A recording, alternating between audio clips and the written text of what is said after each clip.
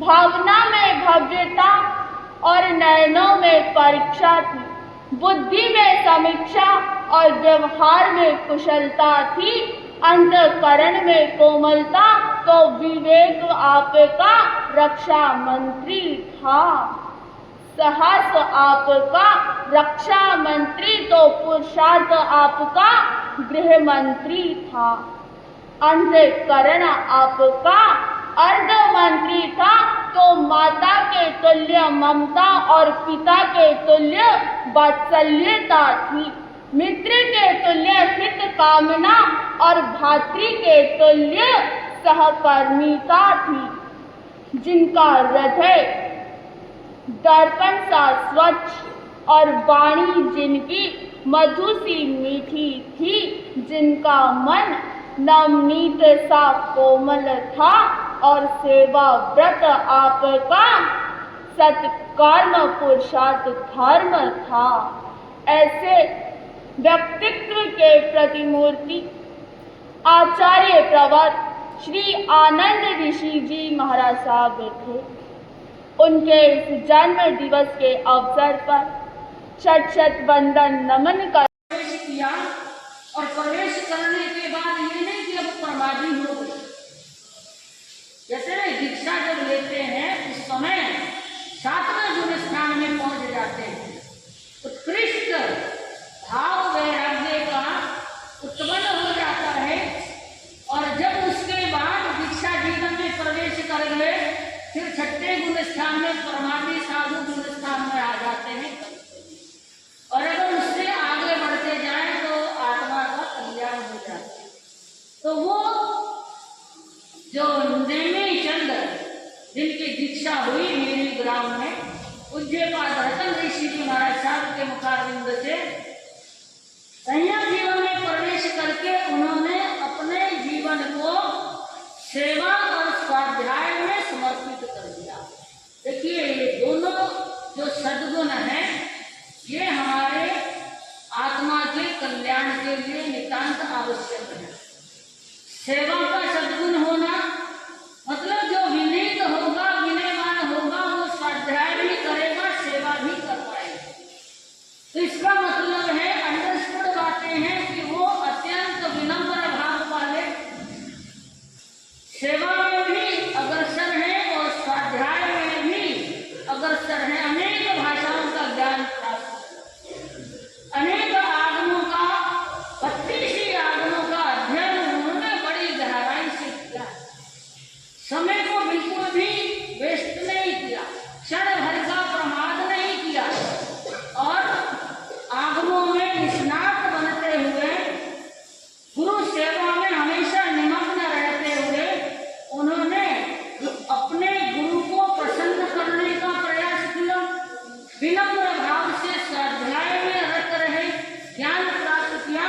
क्योंकि स्वाध्याय भी एक प्रकार का तप है, सेवा भी तप है। आभ्यंतर तप की बात करते हैं तो उसमें वयावच और स्वाध्याय दोनों आते हैं। तो ये आभ्यंतर तप में प्रवेश करते हुए बड़े भावपूर्वक जो है अपने जीवन को लोक मंगल की यात्रा पर आगे बढ़ाने वाले। लोक मंगल की यात्रा का मतलब हो जाता है कि अपना भी कल्याण करना और संसार का भी कल्याण करना। स्व पर के कल्याण में वो अग्रसर हुए। वाणी इतनी मधुर थी कि जहां जहां विचरण करते वहां वहां आपकी वाणी को सुनने के लिए जनता लालायित रहती। बड़े सुबोध सरल भाषा में प्रवचन फरमाते, जन जन में जागृति लाने का प्रयास करते।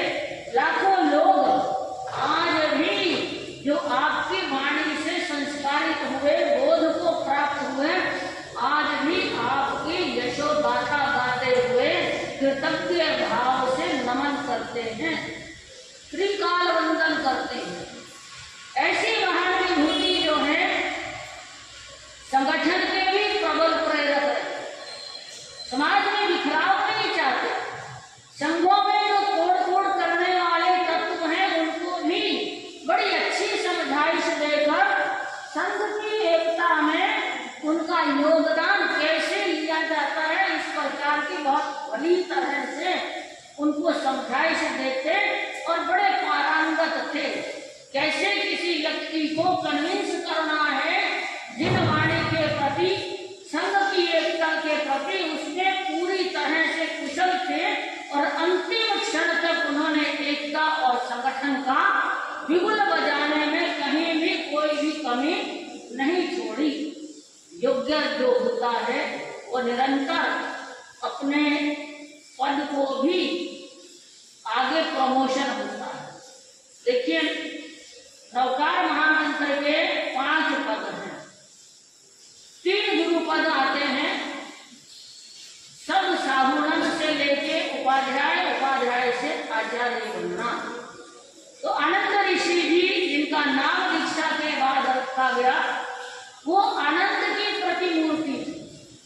दर्शन भी आनंदमय, यानी कि इतने सरल, इतने सेवाभावी, इतने स्वाध्याय में रमन करने वाले, इतने कर्मों की निर्जरा करने और कराने वाले, आइंबिक पर ज्यादा नमक देते। अब देखिए, वर्षों हो गए, आज हम 124वीं जन्म जयंती मना रहे हैं और देखिए 92 वर्ष का आयुष्य था आई थिंक उनका, जब वो देवलोक हुए। तो उसके बाद भी आज भी जब उनकी जन्म जयंती या पुण्य स्मृति दिवस मनाया जाता है तो आइंबिल की भेंट दी जाती। आइंबिल करते हुए उनके चरणों में श्रद्धा सुमन समर्पित किए जाते हैं। अब आप में से कितनों ने आइंबिल किया है ये पछताल के समय मालूम पड़ेगा। तो वो ऋषि संप्रदाय के आचार्य बने, यानी कि पहले अपने संप्रदाय जिसमें दीक्षित हुए थे, विक्रम संवत 1999 में अपने संप्रदाय के वो आचार्य बने, ऋषि संप्रदाय के आचार्य बने और उन्होंने अपने नेतृत्व में ऋषि संप्रदाय का खूब विकास किया। जन कल्याण के क्षेत्र में भी बहुत सारी संस्थाओं की संप्रेरणा दी। ज्ञान के लिए अनेक उन्होंने क्षेत्र खोले, अनेक साधु साध्वी के वयावच के लिए भी क्षेत्र खोले। और फिर जब श्रमण संघ के प्रथम आचार्य विजय आत्माराम जी महाराज साहब का देवलोक गमन हुआ, 2018 विक्रम संवत था, तो उस समय आपको श्रमण संघ का, संपूर्ण श्रमण संघ का आचार्य घोषित किया गया और जिसका चादर समारोह जो है वो अजमेर में हुआ था विक्रम संवत 2020 में। अजमेर में मुनि सम्मेलन हुआ। अनेक मुनि, अनेक साधु साध्वी जो हैं उस समय वहां पर एकत्रित हुए थे और आपको आदर की चादर आचार्य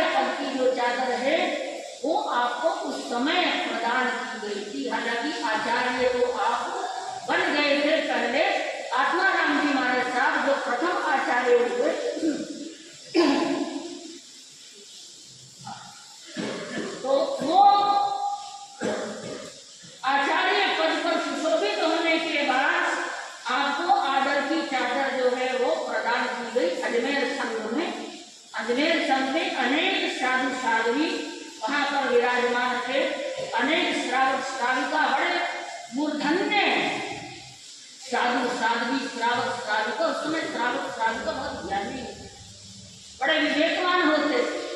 इतना भव्य नजारा हमने तो सिर्फ चित्रों में देखा है, छाया चित्रों में देखा है वो भव्य नजारा।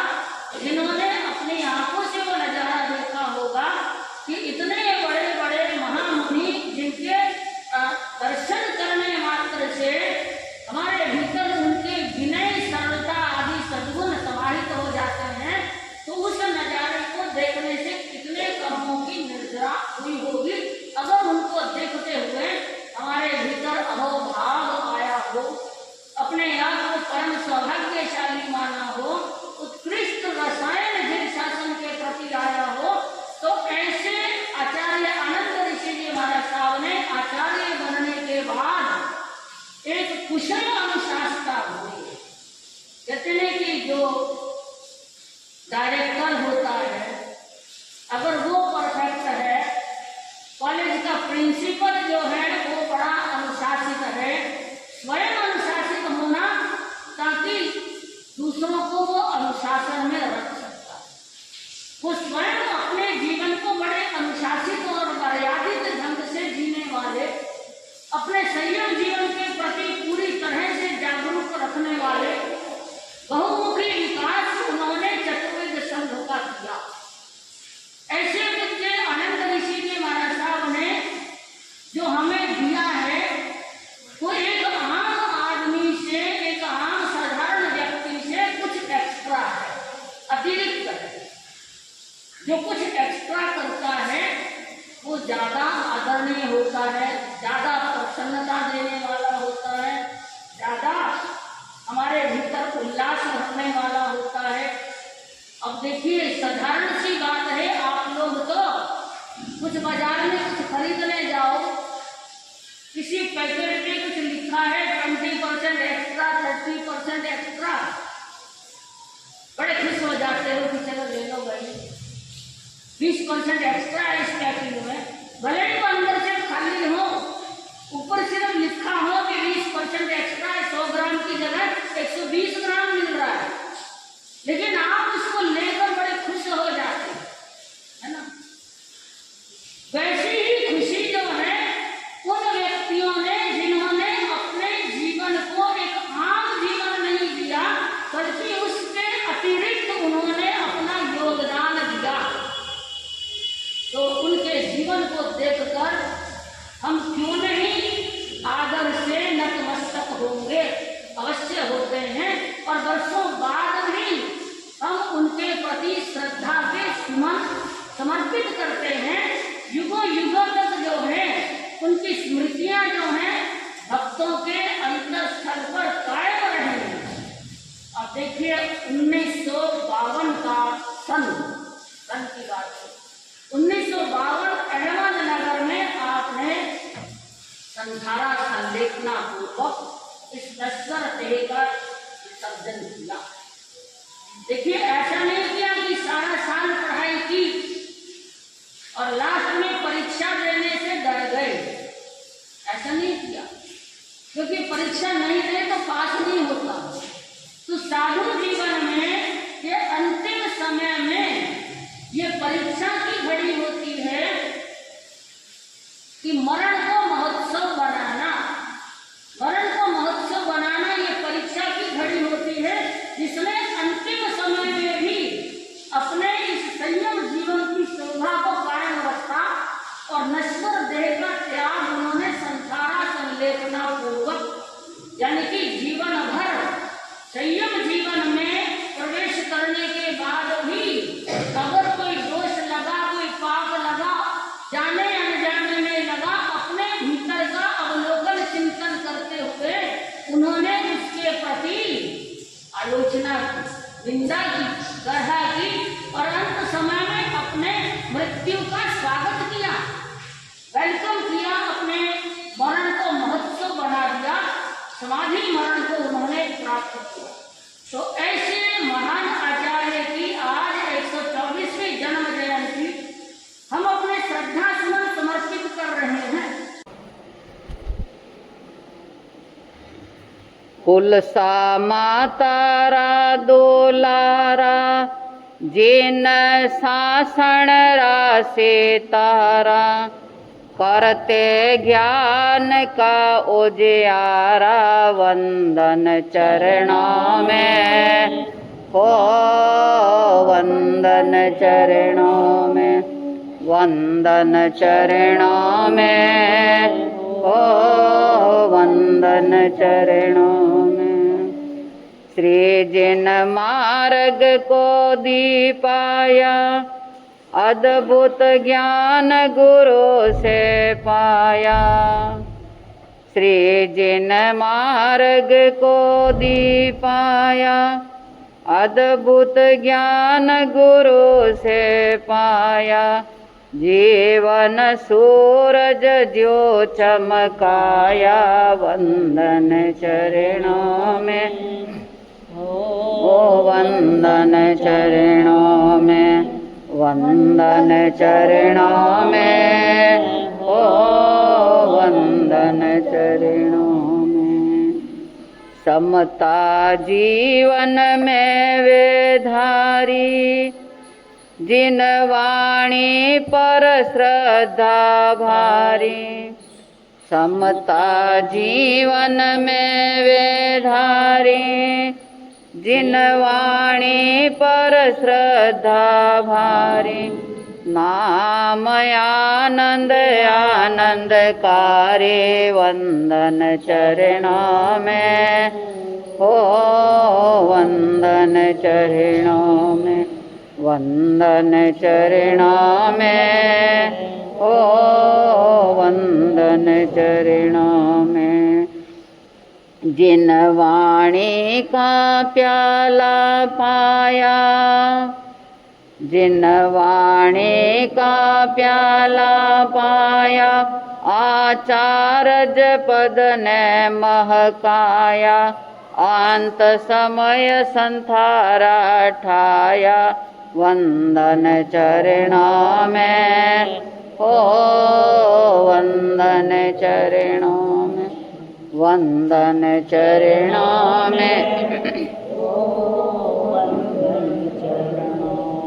हारे सूरत मोहन गारे जावा बार बार बलिहारी हारे सूरत मोहन गारे जावा बार बार बलिहारी महिमा भारत में है थारे वंदन चरणों में हो वंदन चरणों में वंदन चरणों में ओ वंदन चरणों में थारो कृपा के कृपा सो जस छावे समरिया सब संकट टल जावे हाँ के कृपा सो जस छावे समरिया सब संकट टल जावे राज श्रद्धा पुष्प चढ़ावे वंदन चरणों में वंदन चरणों में वंदन चरणों में ओ वंदन चरणों में वंदन चरणों में ओ वंदन चरणों में। सांसनेश प्रभु अहिंसा के अवतार श्रमण भगवान महावीर स्वामी के पावन चरण कमलों में कोटि से वंदन। श्रमण कुल तिलक आचार्य सम्राट पूज्य श्री रघुनाथ जी महाराज साहब एवं मेरी अनंत अनंत आस्था के केंद्र परम पूज्य गुरुदेव गुरुनी जी महाराज साहब व परम पूज्य गुरु माता माँ श्रमणी माता जी पुष्पवती जी महाराज साहब के पावन चरण कमलों में कोटि से वंदन नमन। धर्म प्रेमी बंधुओं शीलवती माताएं, आज आचार्य सम्राट आनंद ऋषि जी महाराज साहब की 124वीं जन्म जयंती आइम्बिल दिवस के रूप में यहाँ पर मनाई जा रही है। आचार्य सम्राट आनंद ऋषि जी महाराज साहब का जन्म विक्रम संवत 1957 में हुआ, चिचोड़ी ग्राम में हुआ। 1957 चिचोड़ी ग्राम में जिनका जन्म हुआ। जो महान आत्मा होती है उस क्षेत्र का नाम भी विख्यात बन जाता है, वो गांव भी धन्य हो जाता है। माता हुलसा देवी और पिता देवीचंद जी, गोत्र गुगलिया, ओसवाल वंश। महाराष्ट्र में जिनका जन्म हुआ, पिता भी वो धन्य है, माता भी वो धन्य है, क्योंकि संतान अच्छी होती है तो सबसे पहला श्रेय माता को जाता है, बाद में पिता को। संतान श्रेष्ठ है तो ये योग्य देखा। साधु संत दीक्षा किसको देते हैं? योग्य होते हैं उनको देते हैं। योग्य होता है तो जल्दी दे देते हैं, और अन्यथा 1 साल 2 साल 4 साल 5 साल भी रख लेते हैं। ये योग्यता पर निर्भरता होती है। वीरवान के सूरवीर जो होता है, पुण्यवान होता है, उनकी पहचान शीघ्र ही हो जाती है कि ये कितना पुण्यवान है। ज्ञानार्जन किया, संयम जीवन में प्रवेश कर लिया। रतन ऋषि जी महाराज साहब दीक्षा दाता और गुरु। गुरु है तो जीवन की शुरू है, और गुरु नहीं है तो जीवन की शुरू नहीं। वो रतन ऋषि जी महाराज साहब शिष्य को परख लिया कि ये बड़ा होनहार है, आगे जाके नाम रोशन करने वाला है, श्रमण संघ में अपनी कुछ पहचान करने वाला है। उनके लिए सारे प्रयत्न किए, क्योंकि सबकी अलग अलग तरह की पहचान जो होती है। आहार का भी असर पड़ता है, पानी का भी असर पड़ता है, वाणी का भी असर पड़ता है, सबका पड़ता है ना। कहावत है एक कि आप बोलते हो जैसा खावे अन्न वैसा हुए मन। गुरु हर समय उनका ख्याल रखते थे कि इनको कैसा अन्न खिलाना चाहिए, कैसा कि जिस घर में लड़ाई झगड़े हो रहे हो वहां की गोचरी काम की नहीं रहती। घर में जावे और सास बहू लड़ रही है, झगड़ रही है, पति पत्नी लड़ रहे झगड़ रहे हैं, और वो ही अपने हाथ से आहार पानी देते, उन्हीं का बनाया हुआ है, तो जैसा अन्न खाएंगे वैसा असर पड़ जाएगा। इसलिए साधु संत ऐसे घर में चले भी जाते हैं तो धर्म का संदेश दे देते कि हाँ भाई ठीक है, धर्म करो, शांति रखो, अच्छा रहे, और धर्म ध्यान की आराधना करो, धर्म को समझो, ये लड़ाई झगड़े विवाद मत करो, धर्म स्थान में आओ। इतना कहकर वहां से अरे महाराज साहब कुछ तो ले लो कि बस हम ले लेंगे आपसे। क्या लेंगे? आपसे लेंगे कि ये लड़ाई झगड़े तो हमारी झोली में डाल दो और समता भाव हमारे से ले लो। तो उस समय साधु संत भी उनके घर से अधिकांश जो होते वो आहार पानी भी उस समय नहीं लेते हैं, क्योंकि वो जानते हैं कि यही संस्कार, यही असर कहीं इस जीवन में भी आ गया तो बड़ा मुश्किल का मामला हो जाएगा। ये सारी बातें रतन ऋषि जी महाराज साहब समझने वाले थे। अपने शिष्य का जीवन निर्माण करने में बहुत बड़ा योगदान रहा। गुरु कारीगर सारिका ताकि वचन विचार, पत्थर से प्रतिमा लहे, पूजा करे अपार। जब आप स्कूलों में गए होंगे उस समय भी आपको ये पंक्तियां पढ़ी होगी आपने कि गुरु और कारीगर एक समान होता है। गुरु और कारीगर एक समान, कुमार भी होता है वो एक समान, घड़ा घड़ता है, और कारीगर भी जो होता है मूर्ति बनाता है, पर वो मूर्ति को, पत्थर को तोड़ता नहीं है, घड़ा बनाता है, ऊपर से मारता है, पर अंदर सपोर्ट रखता है उनका कि ये टूटे नहीं, और आकृति अच्छी दे देता है। गुरु होता है वो अनुशासन में भी रखते हैं, कभी डांट फटकार भी लगा देते हैं, पर पूर्ण वात्सल्य भावना उनकी उनके ऊपर रहती है। इतनी वात्सल्य भावना रहती कि वो माँ के समान भी गुरु होते हैं, पिता के समान भी गुरु होते हैं, जीवन का निर्माण करने वाले गुरु होते हैं, ज्ञान देते हैं। ऐसे ही भाव किसमें रहे, किसमें रहे?